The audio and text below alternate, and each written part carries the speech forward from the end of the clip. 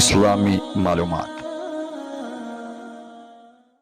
نحمده ونصلي على رسوله الكريم اما بعد فاعوذ بالله من الشيطان الرجيم بسم الله الرحمن الرحيم يا ايها الذين آمنوا كتب عليكم الصيام كما كتب على الذين من قبلكم لعلكم تتقون صدق اللہ العلی العظیم۔ محترم سامعین، جیسے کہ آپ لوگوں کو پتہ ہے کہ رمضان المبارک کی آمد ہے اور ہر مسلمان کے لیے اتنا علم اس کے لیے سیکھنا چاہیے کہ اس پر وہ 24 گھنٹے کی زندگی گزارے۔ ایک اچھا مسلمان عمر کے کسی بھی حصے میں پہنچ جائے وہ طالب علم ہی رہتا ہے۔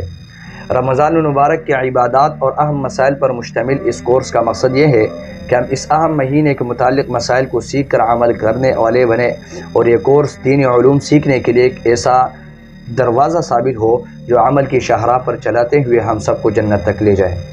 رمضان المبارک نیکیوں کا موسم بہار ہے۔ اس مبارک مہینے میں شیاطین قید کر دیے جاتے ہیں اور مسلمان اپنے عبادات زیادہ ذوق و شوق سے بجا لاتے ہیں۔ تو اس سلسلے میں ہماری ٹیم نے اسلامی معلومات اسٹوڈیو سے انشاءاللہ رمضان المبارک کورس جو ہے نا انشاءاللہ شیئر کیا جائے گا، جو کہ تمام مسلمانوں کے لیے انشاءاللہ بہترین اور مفید ثابت ہوگا۔ دین پر عمل کرنے کے لیے دین کا علم حاصل کرنا لازمی ہے، کیونکہ جب ہمیں علم ہوگا، صحیح علم حاصل ہوگا تو ہم اس کے مطابق اس پر عمل پیرا صحیح ہوں گے۔ اب اگر ہمیں علم نہیں ہے تو ہم عمل کیسے کریں گے؟ تو اس سلسلے میں ہمارے جو ہے نا چینل اسلامی معلومات سے انشاءاللہ رمضان المبارک کا کورس شیئر کیا جائے گا۔